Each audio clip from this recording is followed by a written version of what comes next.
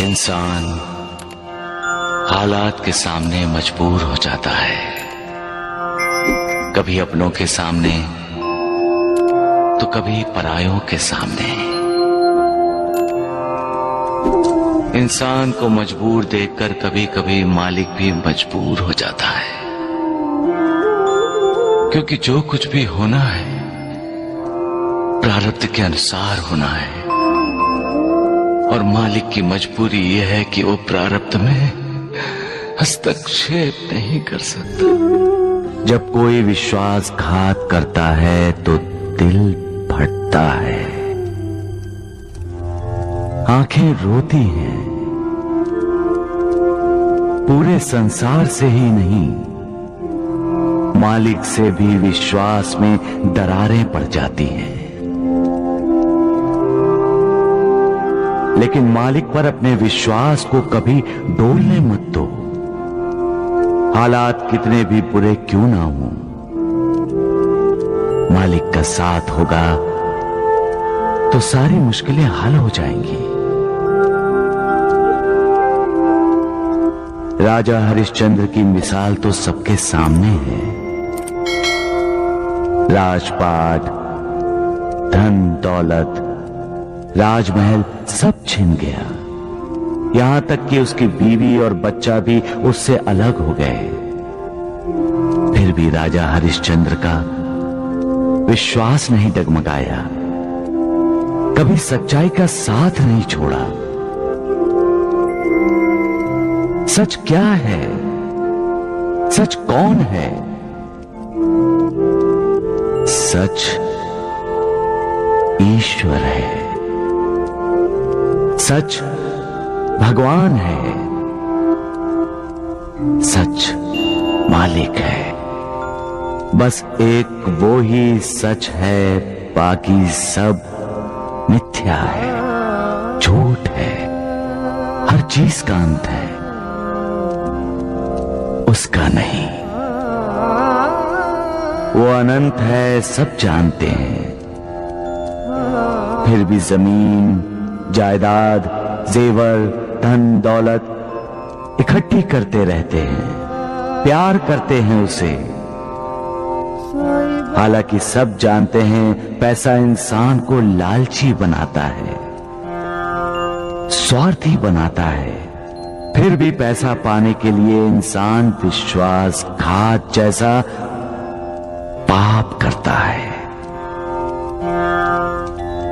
प्यार करना है तो मालिक से करो,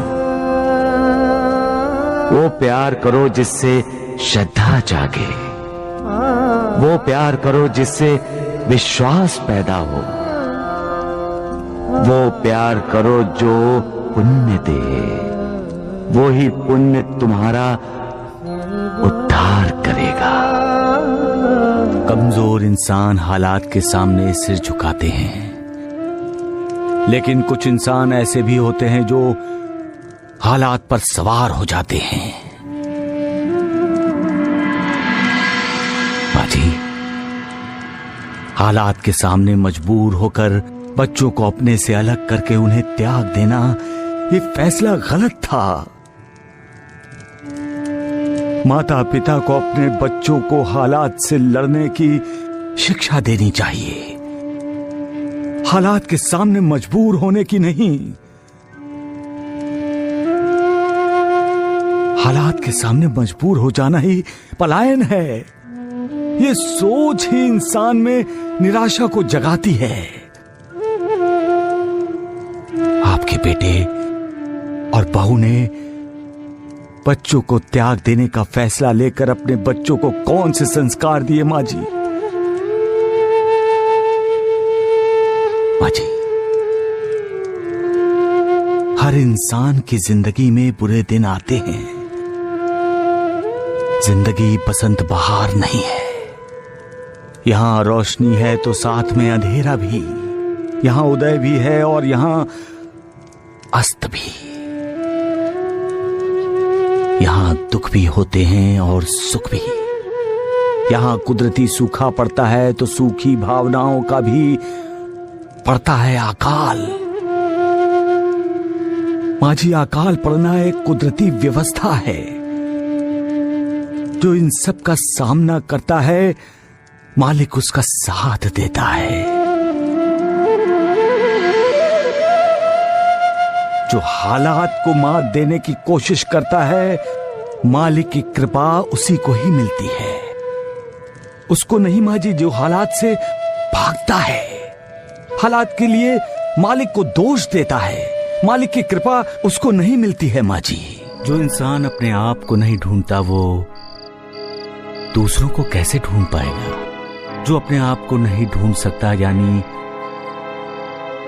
अपने आप को जानना, अपने अंदर की आत्मा का दर्शन करना, अपने अंदर ज्ञान का जो प्रकाश है उससे अपना जीवन प्रकाशित करना। जब अपना जीवन प्रकाशित हो जाए तब दूसरों की खोज आसानी से की जा सकती है। कोई मिसाल दे सकते हो तुम?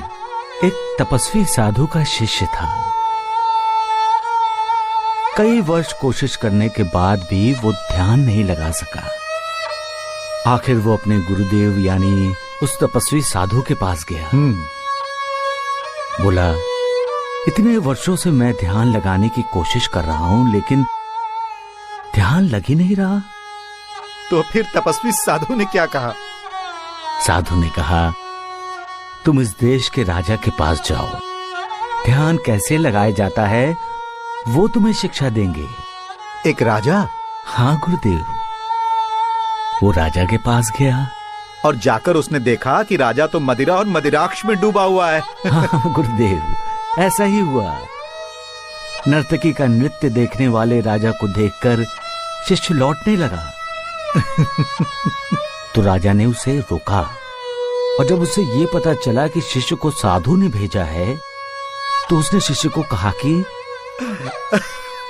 अब आए हो तो हमें आतिथ्य सत्कार का अवसर दो, यही? बिल्कुल ऐसा ही हुआ गुरुदेव। आराम शिष्य ने कभी देखा नहीं था, उसे देखने को मिला, उसे अनुभव करने को मिला। और रात के भोजन के बाद जब उसे भव्य और ऐश्वर्य संपन्न शयन कक्ष में सोने को मिला तो वो जी भर के सोया होगा और क्या? नहीं गुरुदेव, शिष्य एक पल के लिए भी नहीं सो सका। क्यों? क्यों नहीं सो सका? क्योंकि जिस पलंग पर वो लेटा था उसके ऊपर एक बहुत नाजुक धागे से एक तलवार लटक रही थी। ऐसा लगता था किसी भी वक्त धागा टूटेगा और तलवार सीधी उसके सीने में घुस जाएगी। कहानी का ये मोड़ अच्छा है साईं। सुबह हुई, राजा आया। उसने विनम्रता से पूछा, महात्मन आपको नींद तो ठीक से आई ना? शिष्य ने कहा, राजन इस लटकती तलवार ने मुझे रात भर सोने नहीं दिया। सोना चाहता था, नींद भी आ रही थी, लेकिन बार बार लटकती तलवार याद करके आंखें अपने आप खुल जाती थी। तब राजा ने क्या कहा? राजा ने कहा, मान्यवर ध्यान ऐसे ही किया जाता है। ध्यान करने के लिए आंखें बंद करके पद्मासन लगाकर बैठना ही आवश्यक नहीं है। ध्यान का अर्थ ही है सोते, जागते, उठते, बैठते, हर पल, हर समय उस पर ब्रह्म परमात्मा का स्मरण करना। बढ़िया, बहुत बढ़िया साईं, बहुत बढ़िया कहानी सुनाई तुमने, वाह। गुरुदेव, जब हम ध्यान लगाते हैं तब हमें हमारे अंदर की आत्मा के दिव्य दर्शन होते हैं और आत्मा के दिव्य प्रकाश में ही हमें उस निर्विकार के दर्शन हो जाते हैं। इसलिए कहते हैं कि पहले अपने आप को खोजो। सबका मालिक एक।